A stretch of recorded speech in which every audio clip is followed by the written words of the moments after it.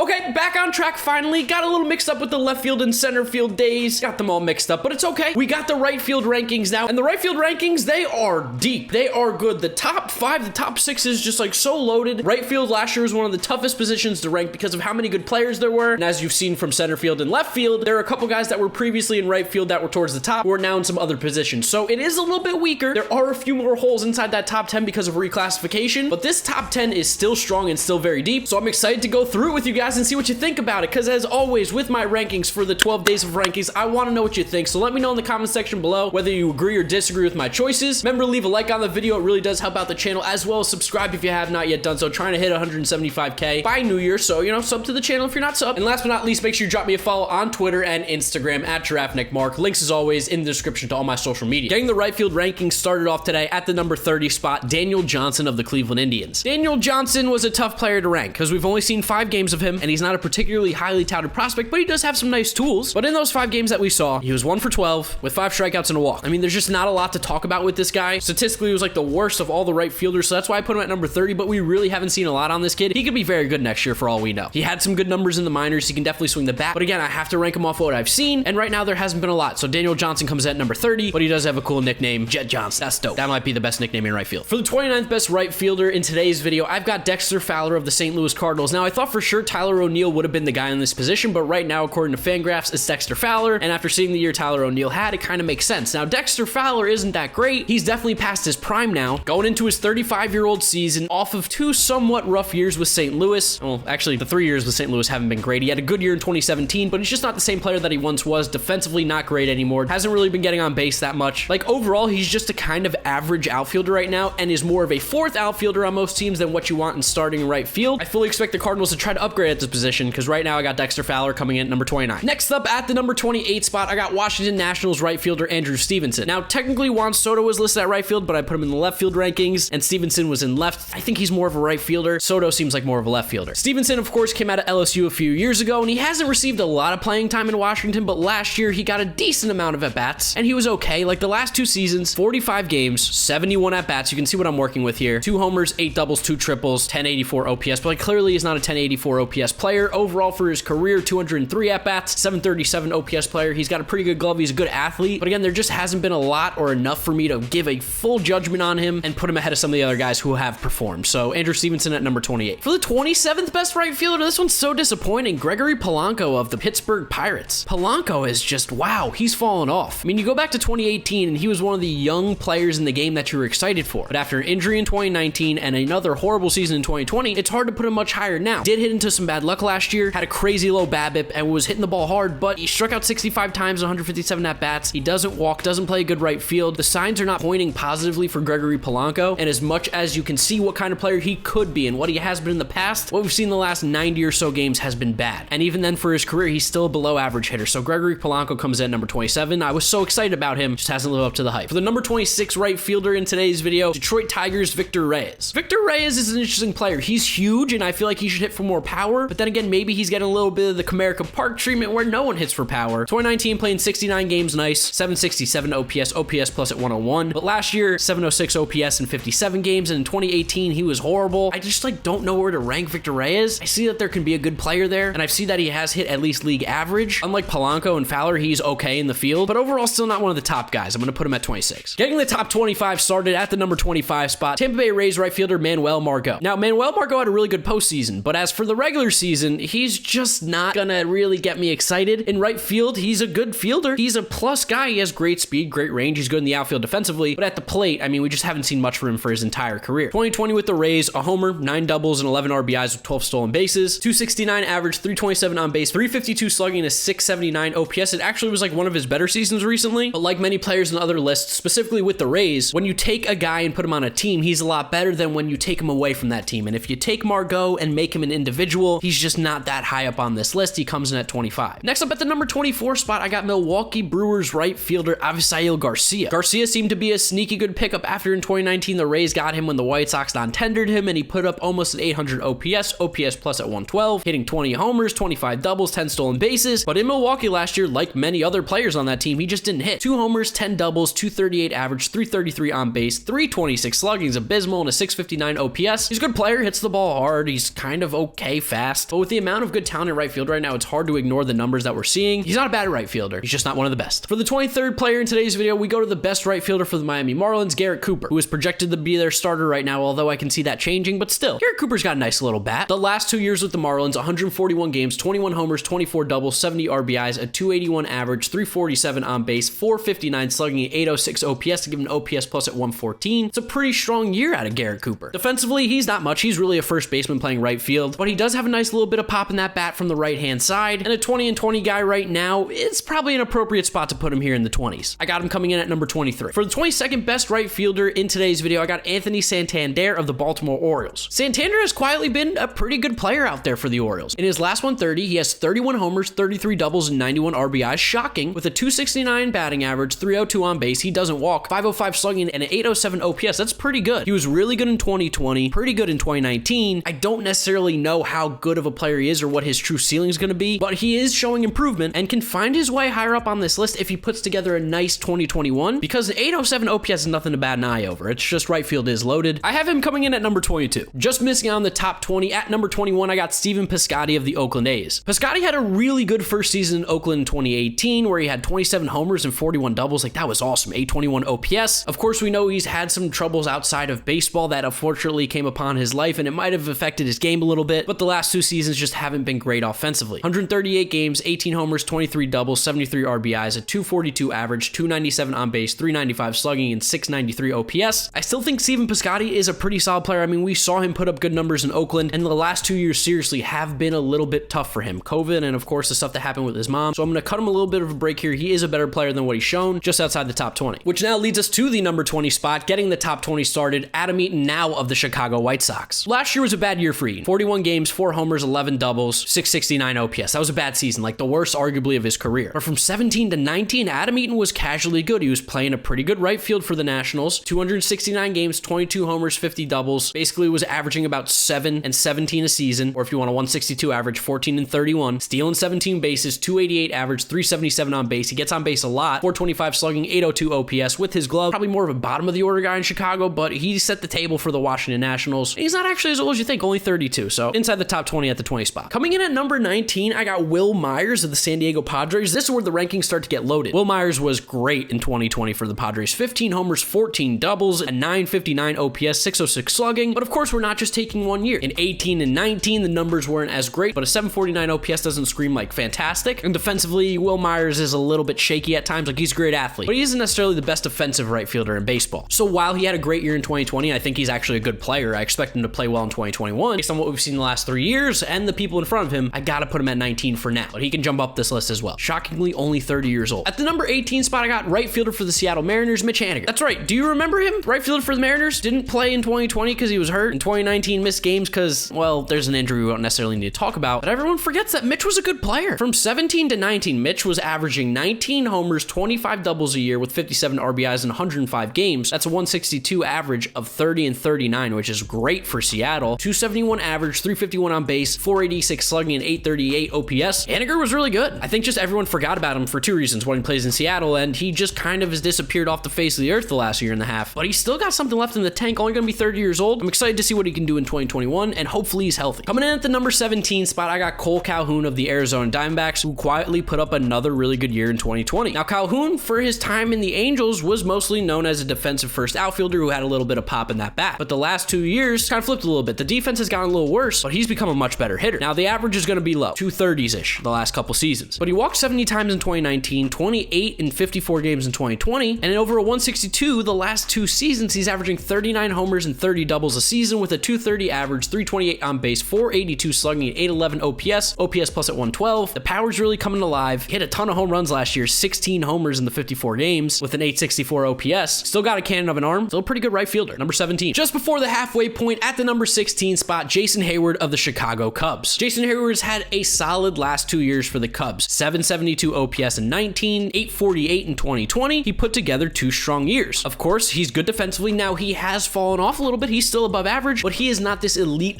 defender that he was in right field anymore. So because of that, I do have to bump him down to kind of like the middle pack, because there's such good offense in right field and there is such good defense that Jason Hayward kind of gets lost in the shuffle. Again, another one of these guys on a team, he's going to be valuable, but by himself, he just doesn't get above that halfway point right now, or at least he should be in in this general area, because 21 homers and 20 doubles is just not going to cut it for me offensively. His defense has to be so phenomenal, and it's really good, but not as good as it once was. Jason Hayward, 16th best right fielder. At the halfway point now, number 15 right fielder in baseball, actually not on a team, Yasiel Puig. Everyone forgot about Puig. Didn't play in 2020, was signed by the Braves, but then got COVID, so he was kept out. But Puig is still pretty good, and I expect the team to sign him. Now, he does have some legal issues around him right now, which we won't talk about. You can look those up yourself. But as a player, Puig produces. He's good for about 25 homers, 20 doubles a year, stealing almost 20 bases, and OPS above 800. He plays pretty good defense in right field. He's got a cannon of an arm. He's a playmaker. It's just what Yasiel Puig are you going to see? Do you want to see the Yasiel Puig that's super motivated and out there every day working hard, which I think that's the one that he's going to be? Or are you going to see the Puig that kind of is a little bit of a head case? That's always a big question with him. The tale of two stories with Yasiel Puig, but at the end of the day, he still does perform and is still a good player. I like him here at number 15. For the 14th best right fielder in Major League Baseball, I've got Max Kepler of the Minnesota Twins. He did drop down my list a little bit after last year, came a little bit back to earth, and maybe I overreacted a little bit to his 2019 numbers. 19, he was crazy good. 36 homers, 32 doubles, 855 OPS. 2020, he wasn't bad, he just wasn't as good as we once saw. 9 homers, 9 doubles, 760 OPS, and the defense wasn't as strong. 2019, he had a strong defensive year. So Max Kepler's still a really good player. He's in the upper half of right fielders, but once you even out the years a little bit, Max Kepler is maybe not a top 10 right fielder like I once thought. Ooh, coming at number 13, I like this guy a lot. Teoscar Hernandez of the Toronto Blue Jays. Now, Teoscar can't play the outfield. He really should be a DH, but Teoscar can swing the bat. 2018, 22 homers, 29 doubles, 7 triples, 771 OPS. 2019, 26 homers, 19 doubles, 778 OPS, improvement. And in 2020, he balled out. 16 homers and 7 doubles in 50 games, stealing 6 bases, 289 average, 340 on base, 579 slugging, 919 OPS, all career highs. He finished 11th in the MVP voting, won a Silver Slugger. Teoscar Hernandez was arguably the MVP of that team last year. He popped off, and we're seeing the player that we thought we were going to see. Now, is he going to put up a 919 OPS for the rest of his career? Probably not. But is it realistic to think that he can be a 30 homer and 30 double guy in a season? Without a doubt. So Teoscar, for me, gets in just outside the top 10 at number 13. He just hits the ball so hard. For the 12th best right fielder, a little unconventional at this spot, but Kansas City Royals right fielder Whit Merrifield. Whit Merrifield, let's admit it, is a boring player. I mean, he hits for a good average, doesn't hit a lot of homers, doesn't do a lot of flashy things, but he is a good player, and he's even better on a team. But again, individual, he's at number 12. Since Whit's came up, 295 average, 342 on base, 444 slugging, 787 OPS. That's above average, especially playing in Kansas City. Last year, he started to hit for a little more power, 9 homers, 12 doubles, 30 RBIs, 12 stolen bases. Like, he steals bases as well. He plays a pretty good outfield, not to mention that. He's athletic, he's quick. He's a really good baseball player, like seriously underrated, I think. But I can't put him inside the top 10 just because he doesn't hit for that power. But boy, would I love to have him on my team for sure. And his contract's so cheap. Like, can the Royals trade him and get some pieces back so he can be on a winning team, please? Also, go Gamecocks. At the number 11 spot, just missing out on the top 10, Charlie Blackmon of the Colorado Rockies. Now, Charlie Blackmon's always going to put up great offensive numbers, and we've seen that in Colorado the last 6 years. 30 homers, close to 40 doubles, OPS approaching 850, 900. He's going to hit, but defensively, he's pretty weak, and he's getting older, he's getting slower. And 2020, while he did start off the season extremely hot, he cooled off a lot. Like, remember when he was hitting 400? Well, he finished with a 300 average, 804 OPS. Still a good year. 6 homers, 12 doubles, 42 RBIs. But because he's getting older and we did see a little bit of inconsistent play, I have to just keep him slightly outside the top 10 because the top 10's got guys who can hit and field, good ball players. So Blackmon, number 11. All right, Giants fans, I hope you're excited because again, the top 10 started at the number 10 spot. I got Mike Yastrzemski of the San Francisco Giants. I'll admit it, Mike Yastrzemski is a good ball player. I didn't think he was going to be this good, and he has shown us now in a full season, 161 games, he can ball out. 31 homers, 36 doubles, 90 RBIs in 161 games, 281 average, 357 on base, 535 slugging, 892 OPS. He also plays a good outfield. Mike Yastrzemski's a really solid right fielder. Now, the reason I have him at number 10 and not a little bit higher up, I don't necessarily know how much longer Yastrzemski's going to play at an extremely high level like he has the last 2 years, and I'm thinking based on where he should end up, which is still going to be like an 820 OPS guy, 20 homers, 25 doubles, good defense. That's a top 10 right fielder there for me. I think number 10 is a very fair spot for him. I just don't know how much better he can truly get, but right now he's pretty good. So yeah, number 10 right fielder. For the 9th best right fielder in Major League Baseball, Texas Rangers, clearly best player, Joey Gallo. Gallo's 2020 season was so weird. 10 homers, 8 doubles, 26 RBIs. He went back to hitting for no average, 181, but still had a 301 on base. 378 slugging is extremely low with a 679 OPS. Think something with Texas had to do with it, but he was incredible in the outfield. He won a Gold Glove. He's a really, really good outfielder defensively. Like, people sleep on him because he's so big, but he's awesome out there defensively. And of course, at the plate, we've seen what he can do. He has massive power. He has a great eye, gets on base all the time. He does strike out a bit, but that's what you're going to get when you have a guy who's swinging for the fences every time. And what we saw in 2019, like, I just can't forget it. In 70 games, 22 homers, 15 doubles, and a 986 OPS. I see that Joey Gallo, he's a top 10 right fielder without a doubt. 2020, it's a little bit tougher, but it was only 57 games. Cardinals. So you find the in-between there, and he's still top 10, number 9. At the number 8 spot, we're sticking in the state of Texas, Houston Astros right fielder Kyle Tucker. I love Kyle Tucker. He's so good. I'm such a big Kyle Tucker fan. He's only 23 years old going to his 24-year-old season, and he was so good, like so underrated last year. The last 2 years with the Astros, he's played in 80 games, 13 homers, 18 doubles, 6 triples, 53 RBIs for a season that's 27 homers, 37 doubles, 13 triples, 108 RBIs, and 27 stolen bases, hitting 268 with a 323 on base, 518 slugging, 841 OPS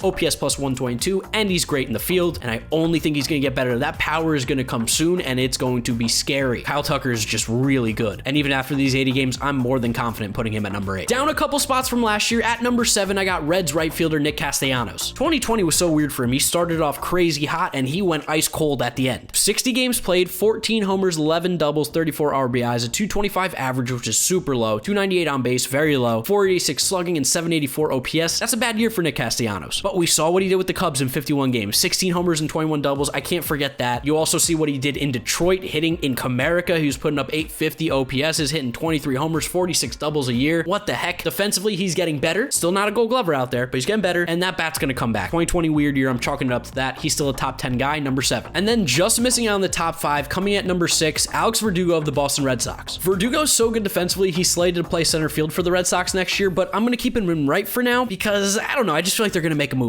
I think he's more of a right fielder personally. Verdugo's just like, he's so good. I know they trade Mookie Betts for him, and you can't trade Mookie Betts. Like, he's a generational talent, but Verdugo is going to be an all-star for a long time in Boston. The last 2 years, he's played 159 games, 18 homers, 38 doubles, 8 stolen bases, a 300 average, 351 on base, 476 slugging, 826 OPS. Last year in Boston, 6 homers, 16 doubles, 308 average, 367 on base, 478 slugging, 844 OPS. Like, this is going to be a great top of the order guy. He's going to be great in the middle of the order if you want to. That top of the order, though, with Devers, Bogarts, Verdugo, JD Martinez, they're going to put up a lot of runs next year. Verdugo's good. He plays good defense. He's a good ball player. He's the 6th best right fielder in Major League Baseball right now. Call me crazy, call it a little bit of an overreaction, but I think he's a really, really good player. That glove and that bat, number 6. Getting the top 5 started, coming in at number 5, New York Mets right fielder Michael Conforto. Uncle Steve, if you're watching this, extend Conforto right now. Give him all the money he wants. Conforto has been really good. 2017 had a fantastic year. 2018, a little bit of a down year, but still, OPS almost at 800, 122 OPS plus. And then the last 2 years, 19 and 20 combined, his 162 averages 34 homers, 33 doubles, a 274 average, 376 on base, 499 slugging, 875 OPS plus 135. That's one of the best in the league. Defensively last year, he wasn't great, but I think that has to do more with the positioning of the Mets players in the outfield than really Conforto. They just weren't positioned well. He makes good plays, he has a decent arm, and he can swing the bat. He's got one of the nicest left-handed swings in the game. I don't care what you say. He takes the ball to left field with ease. Michael Conforto is a top 5 right fielder in baseball. He's only 28 years old. Oh, this kid's so good. Amongst right fielders, there was only 3 guys who had a higher WAR than him according to Fangraphs. He was the 4th highest at 2.0. He's a beast. Coming in at the number 4 spot of my rankings for right fielders in Major League Baseball, Bryce Harper of the Philadelphia Phillies. Harper is just so good, and this is how stacked right field is. He comes in at number 4 after putting up a 962 OPS last year and having a 9-year career OPS of 900. That's how good the right field position is, and it was even better last year. 2020, another great year, 13 homers, 9 doubles, 33 RBIs, stole 8 bases, walked a league high 49 times, 268 average, 420 on base, nice, 542 slugging, and a 962 OPS. The last 3 years, he has an OPS at 897, averaging 27 homers, 26 doubles, and that includes a 58-game season in 2020. He's so good, Bryce Harper, and he's actually playing right field defensively too because he got paid. It's a shame that the Phillies are going to be bad for the future because they're not going to spend any money because they're poor. I really feel bad for them. Psych, I don't. I'm a Mets fan. But I do feel a little bit bad for Bryce Harper. If it wasn't for the money, this guy would be screwed over, but at least he's getting paid $330 million to be there. So is he really losing at the end of the day? Not the point. He's the 4th best right fielder in baseball. Now, coming in at number 3, prepare yourself, Yankees fans. I got Aaron Judge. And the reason Judge is not going to be in the top 2 is because sometimes the best ability is availability. And the fact of the matter is that Aaron Judge has missed a lot of games over the last 3 years. When he's on the field and he's healthy, he is one of the best right fielders in baseball, one of the best players. But he missed 32 games in 2020, over half the season. He missed 60 games in 2019, missed 50 in 2018. He's played 242 over the last 3. That's not a lot of games. But when he is on the field, obviously he's insane. Defensively, he's gross. He's got a cannon of an arm. He's a great hitter, got a great eye. He's even cut down on the strikeouts. Aaron Judge is so incredibly talented, but I can't put him in the top 2 just yet because the guys in front of him are playing every day, and they're playing just as good. I mean, Yankee fans, you know I like to troll you, but this is no troll. Judge is just 3 because he hasn't played enough. Like even in 2020, 891 OPS, 2019, 921, 2018, 919, 2017, 1049. He's just been great since he came up. Just got to play a little bit more. So that's why I have him at number 3. Because coming in at the number 2 spot, Atlanta Braves right fielder Ronald Acuna Jr. Oh my goodness, he's only 23 years old. The NL East is loaded with a young talent. I hate it, but also love it because I get to watch these guys play. And Acuna is one of those. Of course, Rookie of the Year in 2018. He was unbelievable. 917 OPS, 26 homers, 26 doubles in 111 games. 2019, he followed it up with another incredible season. 41 homers, 37 stolen bases, 883 OPS. And 2020, he started the year off horribly. He was kind of out of shape, played himself into shape, and still finished with a great season. 14 homers, 11 doubles, 29 RBIs, and 8 stolen bases, a 250 average, which is a little low, but a 406 on base is a career high, 581 slugging career high, 987 OPS career high. He's only 23 years old. This kid is going to somehow get better. He runs like a gazelle in the outfield, has a great arm. Ronald Acuna Jr. is a special